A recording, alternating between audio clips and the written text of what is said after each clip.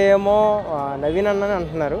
Almost ఎందుకు అంటే కొంతమంది కూడా బ్యాడ్ కూడా చేస్తున్నారు, కొంతమంది మంచి చేస్తున్నారు. ఎందుకు మంచి ఎందుకు గుడ్ అంటే నేను చెప్తాను. కొంతమంది ఏంటంటే రౌడీ షీటర్ కదా, ఆయనకి ఎందుకు ఎలా పదవిస్తారు, మీరు గెలిపిస్తారు. రేపొద్దున మీరు పదవిస్తే అర్ధరాత్రి మీరు ఏది వెళ్ళాలన్నా సరే, ఇటేపు మీరు ఈసుపుగూడ దాటాలన్నా, రెమ్మత్ నగర్ వెళ్ళాలన్నా, లేదా కార్మిక నగర్, బోరబండ ఇవన్నీ ఎటు వెళ్ళాలన్నా సరే లేట్ టైంలో చాలా వాళ్ళ ఇల్లు దాటుకొని మీరు వెళ్ళాలి. కాబట్టి మీ లేడీస్కి చాలా డేంజర్గా ఉంటుంది. అందరూ అక్కడ ఆల మనుషులే ఉంటారని కొంత కామెంట్స్లో అయితే నేను చదవటం అయితే జరిగింది. అదంతా తప్పు అండి. అన్న విషయంలో నేను ఒకటే చెప్తా, ఒక అక్కగా, ఒక చెల్లిగా, ఒక అన్నగా, ఒక తమ్ముడుగా అనుకుంటాడు తప్ప ఇలా మీకు అన్యాయం చేసే మనిషి అయితే కాదు. సో ప్రతి ఒక్కరు కూడా ఆలోచించుకోవాలి. సో రౌడీ షీటర్ అంటున్నారు, రాజకీయంలో ఎవరు రౌడీ షీటర్ లేకుండా ఉన్నారు చెప్పండి నాకు ఒక మాట. అందరూ ఉన్నారు, కానీ మంచి చేస్తున్నారు. చేయకుండా ఉన్నారా? వైఎస్ రాజశేఖర రెడ్డి గారిని తీసుకోండి వాసనంగా, ఆయన రౌడీ షీటర్ కదా. వాళ్ళ అబ్బాయి వచ్చాడు, వాళ్ళ అబ్బాయి రౌడీ షీటర్ కదా. సో చాలా మంది రౌడీగా ఉంటారు. కానీ అదే ఏమని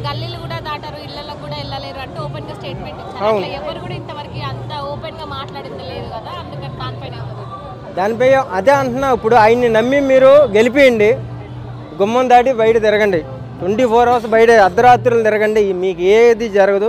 మీరు ఎలా అయితే ఇంట్లోంచి బయటికి వెళ్ళారో అలా అంత సేఫ్గానే మళ్ళీ మీ ఇంటికైతే జారుతారు. ఎలాంటి గొడవలు అవ్వు, ఎలాంటి ఏవో కాలం అయినా సరే, వేరే అయినా సరే ఆల మనుషులు వచ్చి మిమ్మల్ని కాపాడతారు తప్ప వేరే అయితే ఏం జరగవు.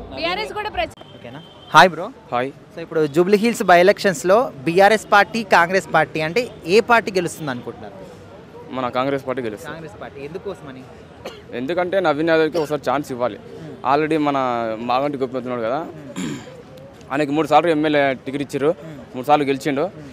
ఆయన కూడా కొంచెం అభివృద్ధి చేసిండు. కాకపోతే ఒకసారి నవీన్ యాదవ్ ఛాన్స్ ఇవ్వాలి. అంటే ఇప్పుడు గోపినాథ్ గారి భార్య గారు నిల్చున్నారు కదా, సునీత గారు.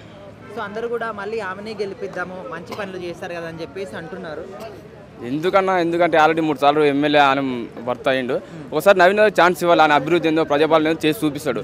అంటే కొత్త వాళ్ళకి అవకాశం ఇవ్వాలంటారు. కొత్త వాళ్ళకి కొంచెం అవకాశం ఇస్తే ఆయన కూడా కొంచెం ఎదుగుతారని అన్నమాట. అంటే ఇప్పుడు గత పరిపాలన, బీఆర్ఎస్ పరిపాలన చూస్తే మనకు ఓన్లీ ఇక్కడనే కాదు, రాష్ట్ర వ్యాప్తంగా కూడా చాలా మంది మేము బెనిఫిట్స్ పొందాము, మళ్ళీ మాకు కేసీఆరే కావాలి సీఎం కూడా అని చెప్పేసి చాలా మంది అనుకుంటున్నారు.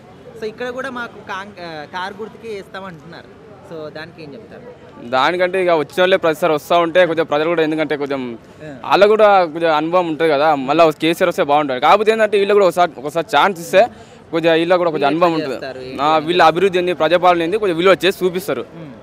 మొన్న మన నవీన్ యాదవ్ రౌడీ షీటర్ అని మాట్లాడుతున్నారు, అది కరెక్ట్ కాదు కదా. వాళ్ళ అధికారంలో ఉన్నప్పుడు అట్లా మాట్లాడారు ఎవరైనా? మొన్న వీళ్ళు మాట్లాడుతున్నారు, ఇది ప్రవీణ్ కుమార్, గంగుల కమలాకరు, ఇది ఇంకోటి కౌశిక్ రెడ్డి, అది మాట్లాడమంటే కరెక్ట్ కాదు కదా. సో ఖచ్చితంగా ఇప్పుడైతే నవీన్ యాదవ్ గారు గెలిచే అవకాశం ఉంది జూబ్లీస్లో ఖచ్చితంగా 100%. ఇది మన కాంగ్రెస్ జెండా ఎగరబోతుంది. ఎవరు ఏమొచ్చినా అది జరగని పని. గవర్నమెంట్ ఇప్పుడు ఏది ఉందో అదే జరుగుతుంది, 100% ఫిక్స్ అంతే.